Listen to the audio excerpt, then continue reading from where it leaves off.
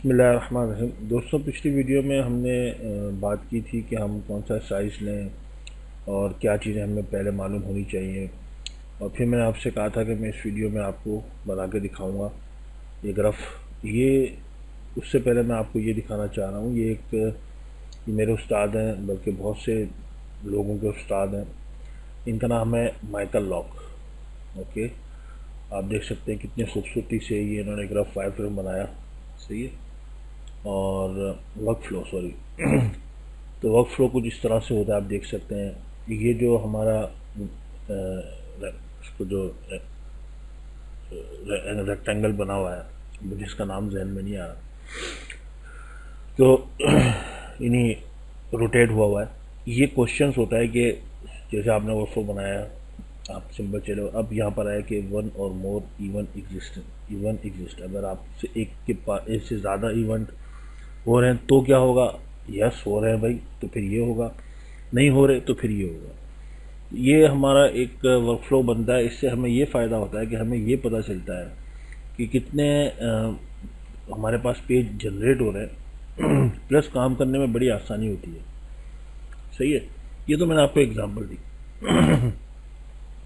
अब हम चलते हैं सिंपल एक लेआउट बनाने के लिए। जिस तरह मैंने आपको ये लेआउट दिखाया, तो मैंने अपने क्लाइंट को वायर फ्रेम बनाने से पहले ही, क्योंकि मैं वायर फ्रेम तो सिर्फ इसलिए बना रहा था कि स्टूडेंट्स के लिए, लेकिन मुझे अपने क्लाइंट का पता है जो कि थर्ड क्लाइंट होता है। जो मैंने आपको बताया था कि 3 किस्म की क्लाइंट होते हैं, जो कि तीसरा नंबर वो उसका होता है एक्सक्यूज़ में, जो कि आपके ऑलरेडी एग्जिस्टिंग क्लाइंट है। तो उनका आपको माइंड पता होता है कि यार इनका ये माइंड है, अगर इसने मुझे ये भेजा है कुछ रेफरेंस के तौर पे, तो बस मुझे इसी को फॉलो करना है। आपको उसका माइंड पता होता है, उसमें तो बड़ी आसानी हो जाती है। तो मैंने डायरेक्ट क्लाइंट के लिए काम किया और मैं आपको दिखाता हूँ। जैसे मुझे क्लाइंट ने कहा कि यार मुझे इस तरह की कोई अच्छी सी वेबसाइट बना दो, उसने मुझे रेफरेंस भेजा था, तो मैंने उस रेफरेंस को फॉलो कर, तो मुझे पता है कि क्लाइंट जो रेफरेंस भेजता है फिर वो मुझसे नई क्रिएटिविटी नहीं मांग रहा होता। तो लेकिन मुझे दिल नहीं चाहा कि मैं बिल्कुल इसका मिमिक बनाऊँ, क्लोन बनाऊँ। तो मैंने उसको ये ऑप्शन दिया, मैंने कहा यार आप इस तरह कुछ काम कर लें। ओके, बजाय ये कि जिस तरह मैं रेफरेंस दिया, कि आप देख सकते हैं इमेजेस हैं। तो मैंने अपने क्लाइंट से कहा कि यार इस तरह के पाथ वगैरह बनाएं, सॉरी आइकॉन्स बनाएं। उसको अच्छे लगे। फिर हमारी मीटिंग हुई ऑनलाइन ही, फिर मुख्तलिफ, फिर टेस्टिमोनियल का सेक्शन मैंने कहा कि कुछ इस तरह होना चाहिए, तो वो एग्री हो गया। बहरहाल फाइनल इसका लुक ये निकला कि उसने कहा कि यार इसमें जो है ना, वो जो बैकग्राउंड की इमेजेस हैं वो बहुत ही अजीब लग रही है, इसको चेंज करो। तो फिर मैंने पैटर्न डाल दिया। ओके, तो फिर ये अप्रूव हुआ, अल्हम्दुलिल्लाह बहुत अच्छा लगा क्लाइंट को। सही है। तो मेरे दोस्तों, अब कोशिश ये करें कि आप जब भी कोई लेआउट बनाएं तो रेफरेंस सामने रखें। dribble.com एक बहुत ज़बरदस्त रिसोर्सेस है, इंस्पिरेशन का, आप इंस्पायर हो सकते हैं।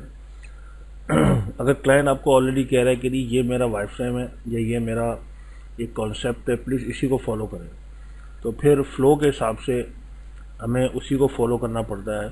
जैसे वो कह रहा है कि यार मिसाल के तौर पे क्लाइंट कह रहा है कि मुझे जो है वो सर्कल के अंदर ही इमेज चाहिए, मुझे आइकॉन नहीं चाहिए, तो हमको उसी को फॉलो करना पड़ेगा।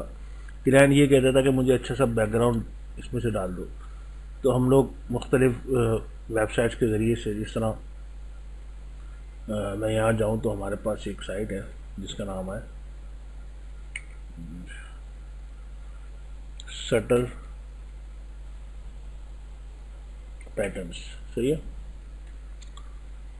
तो ये सटल पैटर्न अभी खुल रहा है क्योंकि मेरे पास डाउनलोडिंग हो रही है, तो इसलिए थोड़ा टाइम ले रहा है। लेकिन यहाँ से मैंने पैटर्न लिया और मैंने यहाँ पर आके रिपीट कर दिया उसको। ओके, तो मैंने इसकी जो रेफरेंस है क्लाइंट के वो भी सामने रखे, प्लस ये कि मेरा अपना जो माइंड कह रहा था, मिसाल के तौर पे इन्होंने जो बनाया था, जो भेजा था, उसमें लेटेस्ट ब्लॉग और यूर बैलेंस एक्ट और बला बला बला इस तरह था, जबकि मेरा दिल चाह रहा था कि मैं कुछ इस तरह से करूँ कि इस तरह के ब्लॉग में हो, टैब दबाएं तो ये खुल जाए।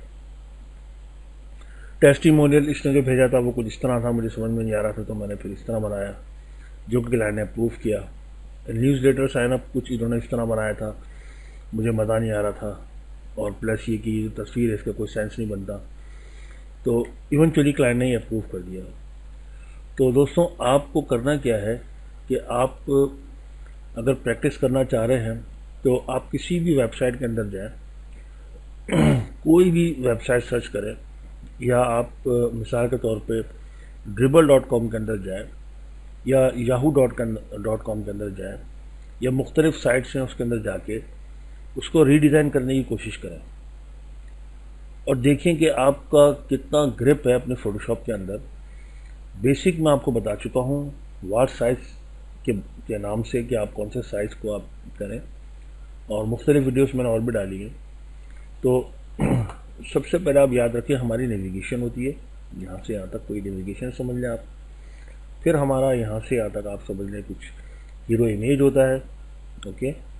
और फिर होता ये कि हम जो सर्विसेज वगैरह हैं वो हम लोग यहाँ यूँ समझ लें कि जैसे ये सर्विस हो गई, एक ये सर्विस हो गई, ये सर्विस हो गई, सही है, 2 सर्विसेज, फिर 3 सर्विसेज, फिर कॉल टू एक्शन। ये सारी चीज़ें मैंने अपने वीडियोस के अंदर समझी, लेकिन ये एक स्टेप है जो मैं आपको बताना ज़रूरी समझता था, जो मैं आपको बता रहा हूँ। तो गाइस आप कोशिश करें कि प्रैक्टिस करें, जितनी प्रैक्टिस करेंगे आपका ही फ़ायदा है।